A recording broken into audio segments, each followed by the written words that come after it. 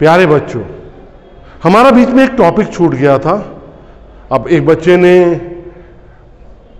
पूछा है, सर अभिकेंद्र बल क्यों नहीं कराया आपने? तो आज हम वही टॉपिक ले रहे हैं, इंपॉर्टेंट टॉपिक है। इसके साथ एक और सब टॉपिक लेंगे। तो हमारा टॉपिक क्या है? अभिकेंद्र बल। आज डेट क्या है? 5 है ना बेटा। अभिकेंद्र बल को कहते हैं सेंट्रीपिटल फोर्स।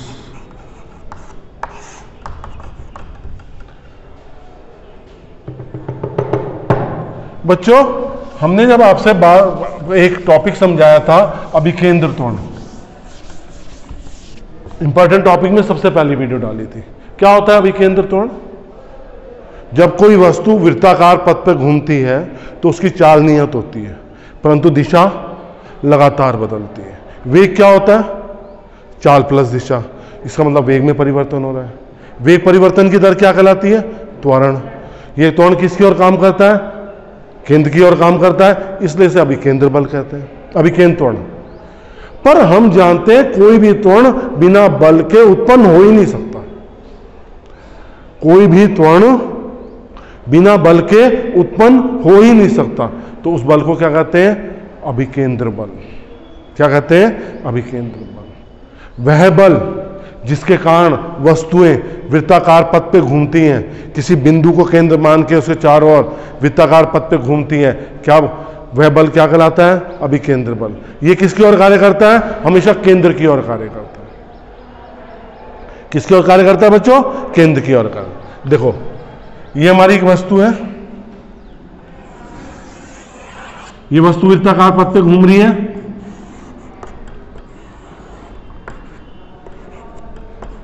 इसका बल किस तरह कार्य करेगा?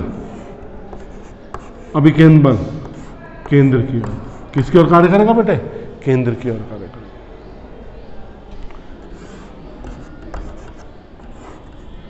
केंद्र की ओर,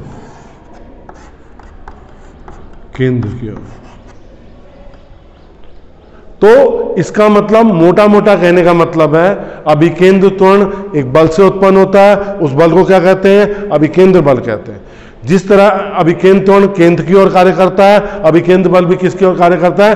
केंद्र की ओर कार्य करता है। अगर ये 1 मार्क्स का क्वेश्चन आपका पूछा गया अभिकेंद्र बल क्या है, तो सीधा जैसे मैंने किया वैसे कर लेना। अगर ये 3 मार्क्स का क्वेश्चन पूछता है तो पहले अभिकेंद्र त्वरण को उत्पत्ति करनी पड़ेगी आपको। सीधा सीधा बता रहा हूं, किसकी उत्पत्ति करनी पड़ेगी? अभिकेंद्र त्वरण की उत्पत्ति करनी पड़ेगी, फिर अभिकेंद्र बल बताना पड़ेगा। तो हमारा बल क्या होता है? द्रव्यमान गुणा त्वरण। और हमारा त्वरण क्या होता है?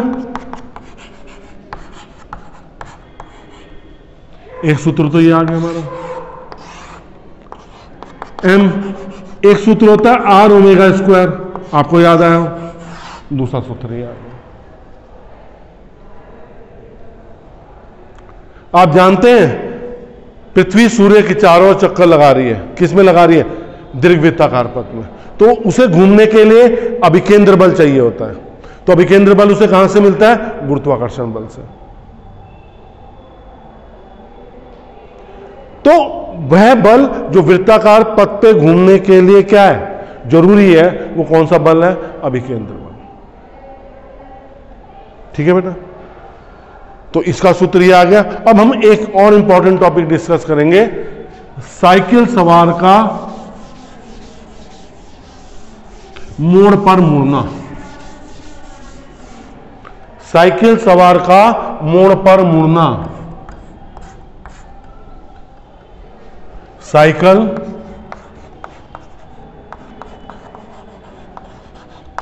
सवार का मोड़ पर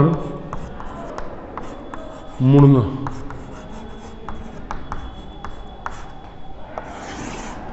आप सभी लोग साइकिल चलाते हैं? चलाते हैं? जब सीधी सड़क है तो आप पकड़ के अपना आराम से चलते हैं, लेकिन जब मोड़ आता है, इस तरफ को मोड़ा है, तो हम इधर को झुकाते हैं अपने आप को, थोड़ा सा झुकाते हैं, नहीं झुकाते, या यूं अकड़ के सीधे चलते हैं? हाँ, यहाँ में या ना में आंसर दो भाई। जब हम मोड़ आता है, जिस तरफ को हम मुड़ते हैं उस तरफ को झुकते हैं, नहीं झुकते हैं? झुकते हैं ना। क्यों झुकते हैं? क्योंकि जब हम मोड़ मुड़ रहे हैं, ये मोड़ आया, देखो ये मोड़ आया है, मोड़ वृत्ताकार पथ हो गया। मोड़ क्या हो गया? वृत्ताकार पथ हो गया। और वृत्ताकार पथ में घूमने के लिए हमें क्या चाहिए? अभिकेंद्र बल। वो हमें झुकने से प्राप्त होता है।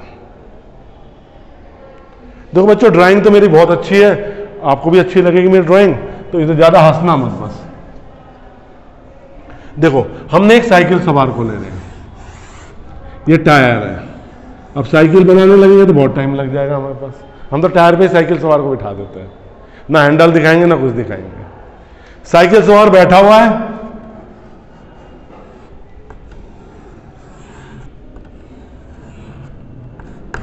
ये इसके हाथ आ रहे हैं, बस हम तो इतना ही दिखाते हैं।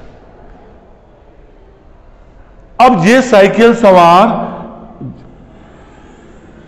के केंद्र से एक प्रतिक्रिया बल जा रहा है। आपने न्यूटन के तृतीय नियम को पढ़ा होगा, प्रत्येक क्रिया के विपरीत क्या होती है? प्रतिक्रिया होती है। प्रत्येक क्रिया के विपरीत क्या होती है बेटे? प्रतिक्रिया होती है। अब क्या हुआ? ये थीटा कोण पे झुका दिया हमने। कितने कोण पे झुका दिया? थीटा कोण पे। अब द्रव्यमान केंद्र आप जानते हो, जिसपे वस्तु का संपूर्ण द्रव्यमान कार्य करता है? तो एक गुरुत्वीय केंद्र होता है, केंद्र होता है। तो ये केंद्र बिंदु नाभि मानते हैं। हमारी जो नाभि होती है उसको केंद्र बिंदु मानते हैं। तो इसका भार कैसे काम करेगा? नीचे की ओर। ये कोण भी थीटा हो जाएगा ना बेटा। ये प्रतिक्रिया बल आर था, तो ये वाला घटक कौन सा हो जाएगा? जिस अक्ष के साथ कोण बनता है उसके साथ कॉस आता है, तो ये क्या हो जाएगा? R cos theta. ये वाला घटक कितना हो जाएगा? R sine theta. और ये दे रहा है हमें आवश्यक अभिकेंद्र बल। जब हम साइकिल सवार साइकिल को चला रहा था तो उसके भार के कारण उसे एक प्रतिक्रिया बल मिलता है। जब हम इस प्रतिक्रिया बल को घटकों में वियोजित करते हैं, आर कॉस थीटा और आर साइन थीटा, जब हम इसे घटकों में वियोजित करते हैं तो घटकों में वियोजित करने पे क्या होता है? आर कॉस थीटा जो घटक है इसके भार को संतुलित कर देता है। साइकिल, अब तुम संतुलित हो गए।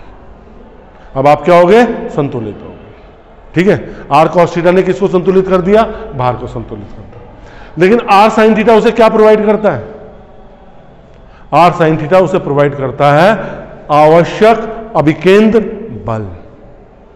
तो यहां पे क्या हुआ? आर कॉस थीटा किसके बराबर हुआ बेटे? आर कॉस थीटा ने किसको संतुलित किया? भार को। आर साइन थीटा ने किसको संतुलित किया? अभिकेंद्र बल को, mv स्क्वायर अपॉन आर को। तो जब ये पहली समीकरण, ये दूसरी समीकरण डिवाइडेड बाय पहली आई, तो r sine theta upon r cos theta किसके बराबर आ गया? mv स्क्वायर अपॉन आर बटे mg। आर से आर कट गया, sine theta upon cos theta क्या आता है? टेन थीटा का मान क्या आ गया बेटा आपका? v square upon are.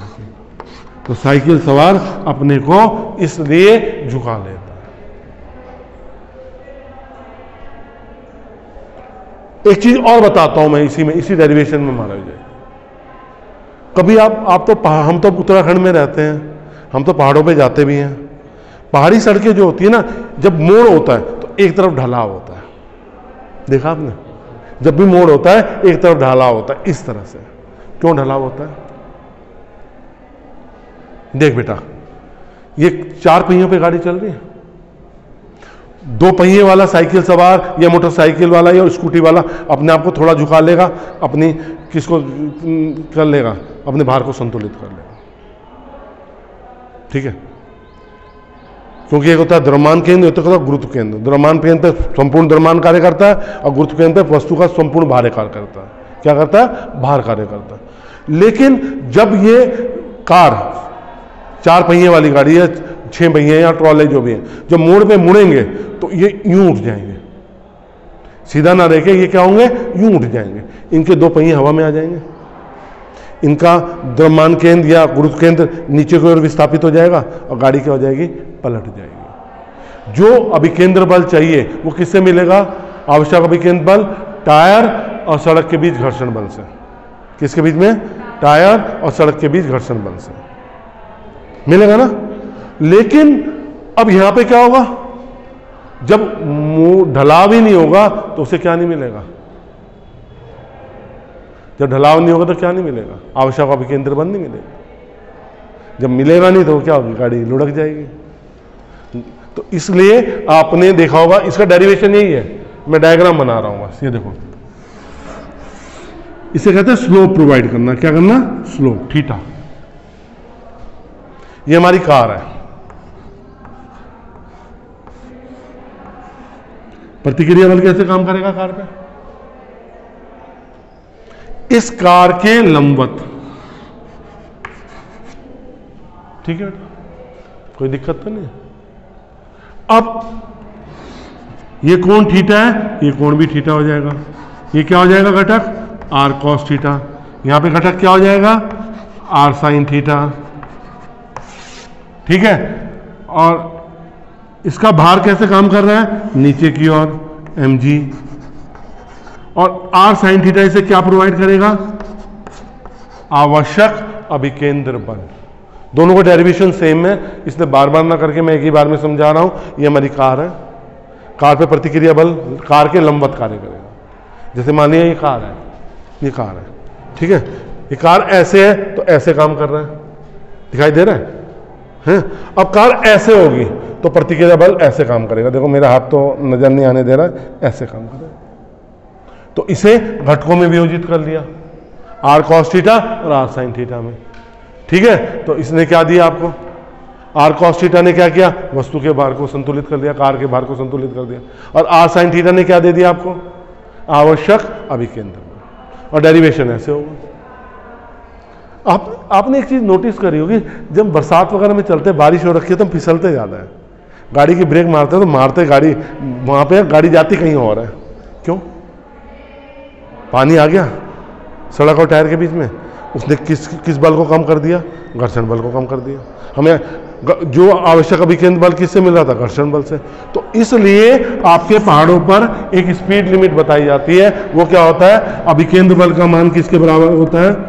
Less than equal to mu mg।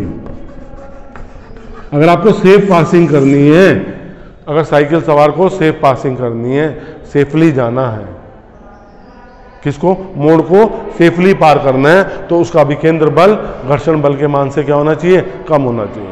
इसलिए देखा होगा मोड़ों पे एक स्पीड लिमिट लिखी होती है, 40 किलोमीटर प्रति घंटा, 20 किलोमीटर प्रति घंटा। बड़े वाहनों की कम होती है, छोटे वाहनों की थोड़ी ज़्यादा होती है, ठीक है बेटा। तो आज हमने बहुत इंपॉर्टेंट टॉपिक आपसे डिस्कस किया, ये डिमांड पे था। कुछ बच्चों ने डिमांड करी थी, मुझे ईमेल भी किया था, कमेंट भी किया था कि सर आपने अभिकेंद्र बल और साइकिल सवार का मुड़ना नहीं पढ़ाया। तो आज हमने उस टॉपिक को कंप्लीट कर दिया है। बच्चों, हम क्लासरूम में ही टॉपिक कंप्लीट कर रहे हैं और हमारे बच्चे क्लासरूम में ही बैठे हुए हैं। मैं डेली इनकी शक्लें दिखा देता हूँ आपको, क्योंकि जो बच्चे क्लासरूम में बैठे हुए हैं तो उनकी शक्ल तो देखनी चाहिए। बच्चों, आपको मेरी वीडियो अच्छी लग रही है तो लाइक ज़रूर कीजिए, और सब्सक्राइब नहीं किया तो चैनल को सब्सक्राइब जरूर कीजिए। साथियों के साथ शेयरिंग तो बनती है, क्योंकि अगर आपको समझ में आ रहा है तो उनको भी समझ में आएगा। बहुत बहुत धन्यवाद।